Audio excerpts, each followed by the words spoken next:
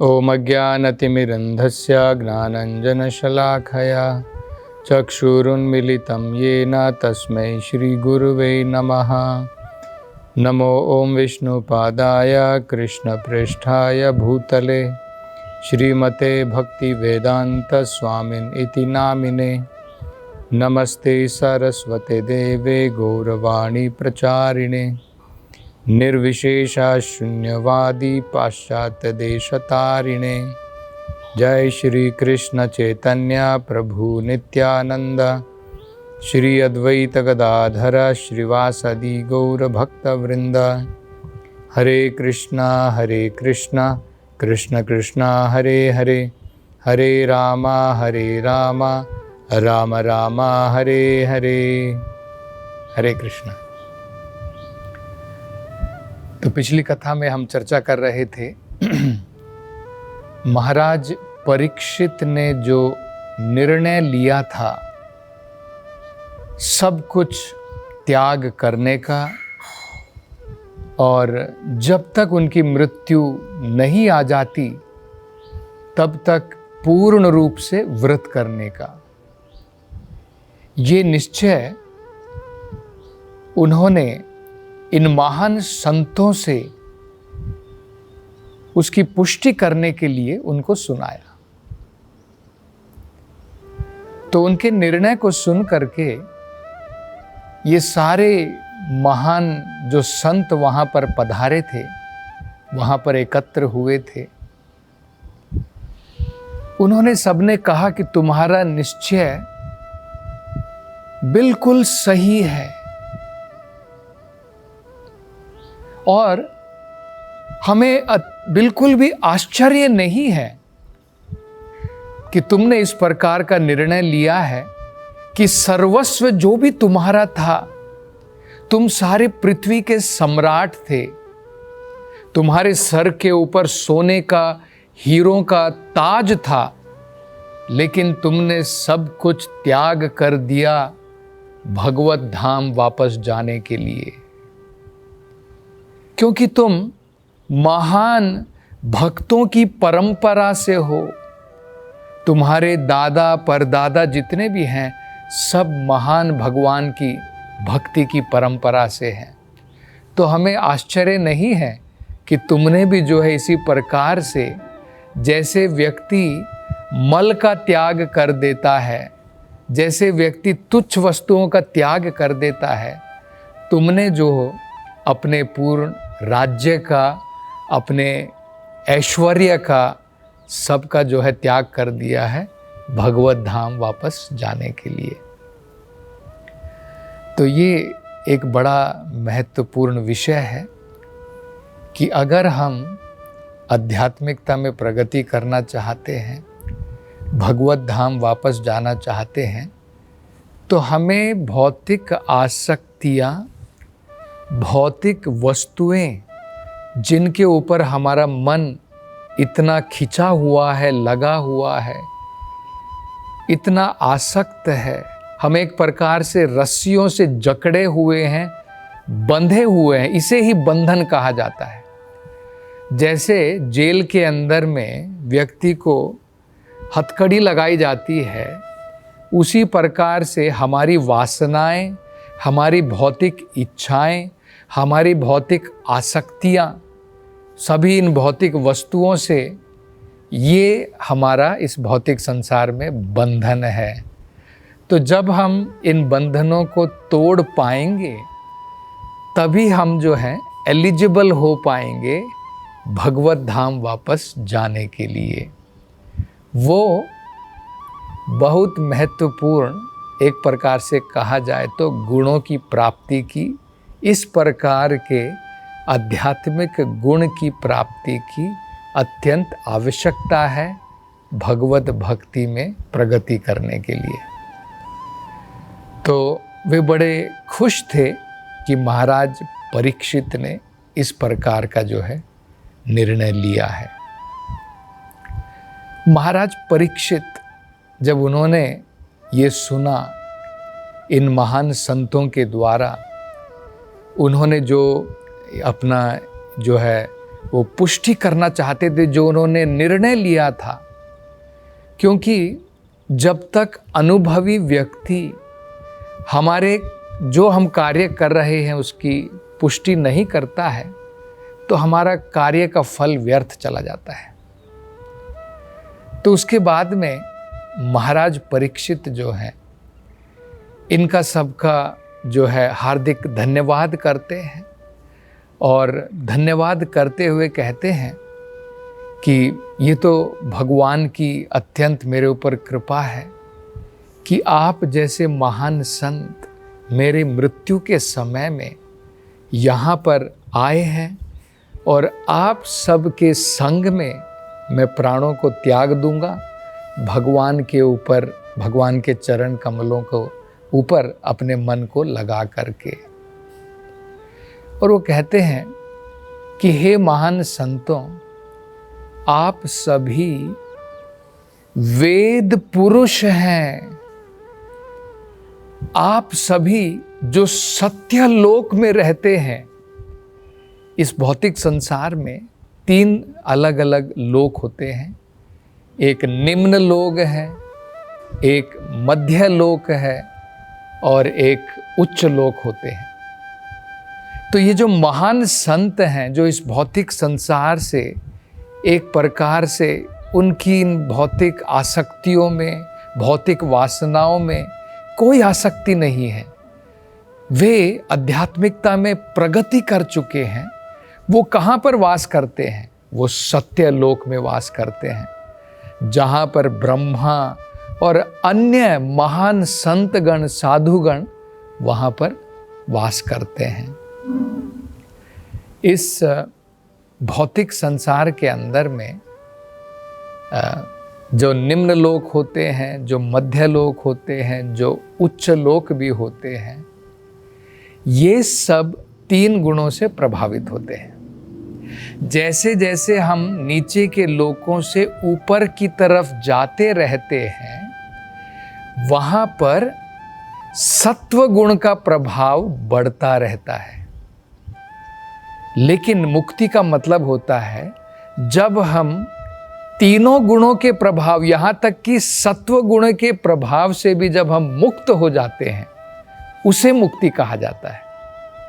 तो ये सारे महान संत जो हैं एक प्रकार से अत्यंत उच्च कोटि श्रेणी के जो है आध्यात्मिकता में प्रगति कर चुके हैं। और जब ये पूर्ण रूप से शुद्ध हो जाएंगे, मुक्त हो जाएंगे, तो वो भगवत धाम में प्रवेश कर जाएंगे।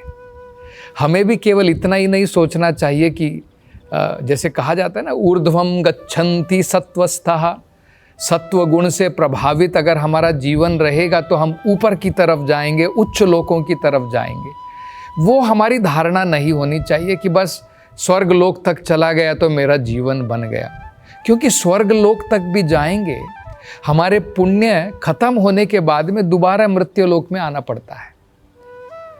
तो जीवन की सफलता तब हो जाती है जब हम तीनों लोकों से मुक्त हो जाते हैं, निम्न लोकों से, मध्य लोकों से और उच्च लोकों से, स्वर्ग लोकों से। जब हम पूर्ण रूप से मुक्त हो जाते हैं, तब हम जो है आध्यात्मिक संसार में, भगवत धाम में प्रवेश कर सकते हैं। तो कहते हैं कि हे महात्माओं, आपको उच्च लोकों से ये निम्न लोकों में आने की एक्चुअली कोई आवश्यकता ही नहीं है। आपको इस प्रकार की कोई भौतिक इच्छाएं नहीं है जो आपको यहाँ पर आकर के पूर्ण करनी है कि आप यहाँ वहाँ से यहाँ पर आए हैं। लेकिन इसका एक कारण है, क्योंकि आप जैसे महान संत जो है वो अत्यंत कृपालु हैं। तो हम जैसे निम्न लोगों के लिए, जो नीचे के लोकों में जो वास करते हैं, उनके ऊपर कृपा करके कई बार आप उच्च लोकों से यहाँ पर पधारते हैं। और इसका मैं हार्दिक धन्यवाद करता हूँ कि आप मेरे लिए, मेरे उद्धार के कारण अपना संग यहाँ पर प्रदान करने के लिए, आप तो वेदों की मूर्ति हैं, आप वेद पुरुष हैं, वेदों के ज्ञाता हैं, तो आप यहाँ पर पधारे हैं, इसका मैं हार्दिक धन्यवाद करता हूँ। तो इस प्रकार से महाराज परीक्षित जो हैं उनका हार्दिक धन्यवाद करते हैं। इसके बाद में महाराज परीक्षित इन महान संतों से दो बड़े महत्वपूर्ण प्रश्न पूछते हैं, क्योंकि उन्होंने कहा कि आप सब वेद पुरुष हैं, वेदों के ज्ञाता हैं। तो ये दो बड़े महत्वपूर्ण प्रश्न हैं और इन दो महत्वपूर्ण प्रश्नों के ऊपर ही श्रीमद् भागवत जो कथा है, श्रीमद् भागवत जो पुस्तक है, ये जो पुराण है, अमल पुराण है, इन्हीं दो महत्वपूर्ण प्रश्नों के ऊपर उसका आधार है। यही सबसे पहले प्रश्न परीक्षित महाराज ने पूछे थे, जिसका उत्तर आगे श्रील सुखदेव गोस्वामी स्वयं देंगे। दूसरे स्कंद से लेकर अब हम जो है प्रथम स्कंद के अंत तक आ चुके हैं।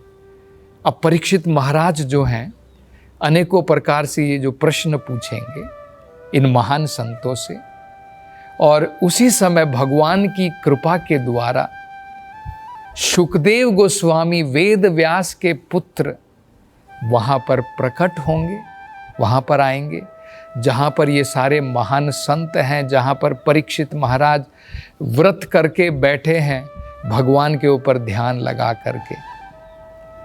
तो ये इन दोनों प्रश्नों का उत्तर सुखदेव गोस्वामी जो है दूसरे स्कंद से लेकर के 12वें स्कंद तक श्रीमद् भागवत जो है इन दो मुख्य प्रश्नों के ऊपर आधारित है। तो कितने श्रेष्ठ प्रश्न ये हो सकते हैं, हम इसका अंदाजा लगा सकते हैं, क्योंकि भागवत का आधार ही ये दो प्रश्न हैं। तो ये क्या प्रश्न है? वो इन महान संतों से पूछते हैं कि हे साधुओं, हे महात्माओं, कृपा करके मुझे ये बताइए कि हर एक क्षण में, हर एक पल में, इस भौतिक संसार में जितने भी जीव हैं उनका सबसे महत्वपूर्ण कर्तव्य क्या है?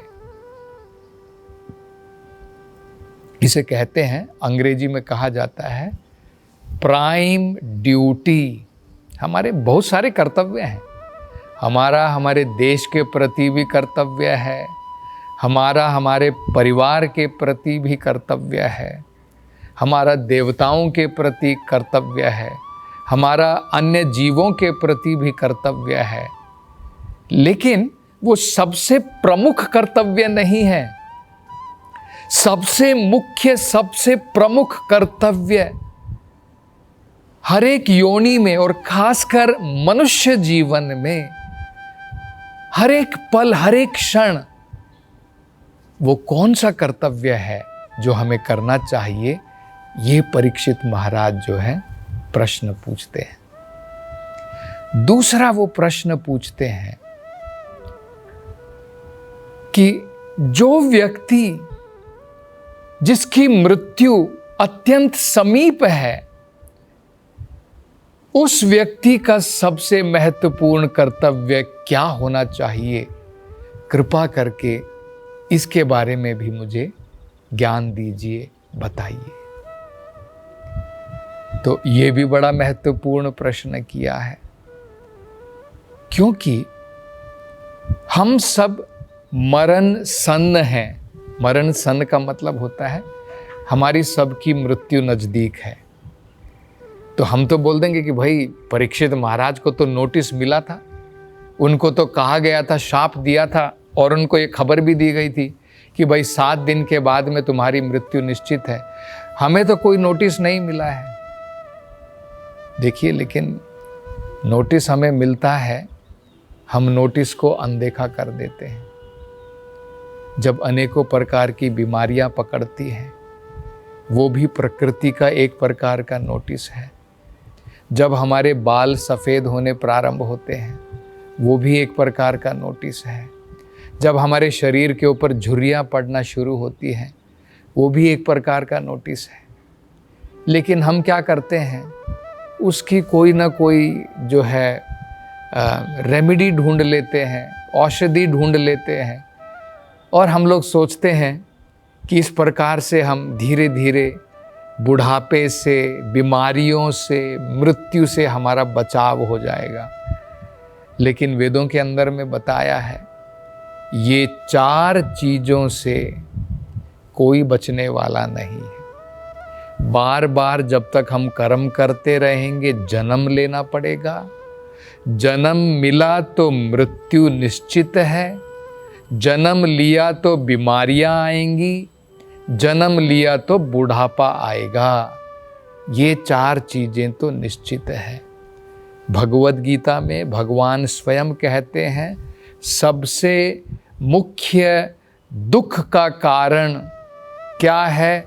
जन्म मृत्यु जरा व्याधि दुखा दोषानुदर्शनम।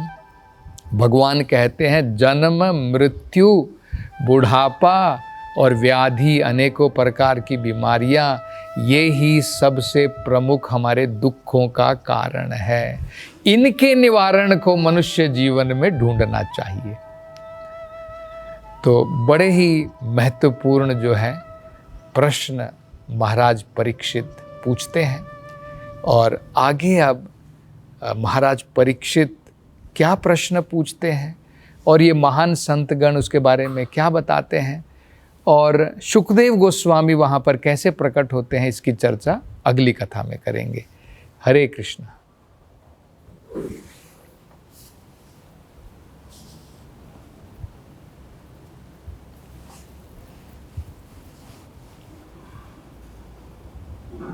हरे कृष्ण मूवमेंट के संस्थापक आचार्य श्रील प्रभुपाद की हार्दिक इच्छा थी कि भगवान श्री कृष्ण और श्रीधाम वृंदावन की महिमा का पूरे विश्व में प्रचार हो। मथुरा वृंदावन में निर्माणाधीन गगनचुंबी वृंदावन चंद्रोदय मंदिर श्रील प्रभुपाद के इस उद्देश्य को समर्पित है। यह परियोजना वृंदावन को विश्व मानचित्र पर एक अनुपम छवि प्रदान करेगी। स्कंद पुराण में उल्लेखित है कि भगवान श्री कृष्ण के लिए एक मंदिर का निर्माण प्रारंभ करने मात्र से 7 जन्मों में किए गए पापों का नाश हो जाता है, और ऐसा करने वाला व्यक्ति नरकीय लोकों में कष्ट भोग रहे उसके पूर्वजों को मुक्त कर सकता है। अतः एक सुनहरा अवसर है भगवान श्री कृष्ण के लिए विश्व के सबसे ऊंचे मंदिर के निर्माण में सहयोग देकर सर्वोच्च पुण्य का भागीदार बने। 1 स्क्वायर फीट मंदिर निर्माण सेवा राशि 2100 रुपए मात्र। अधिक जानकारी के लिए संपर्क करें 8585850033 एवं 772597726 0।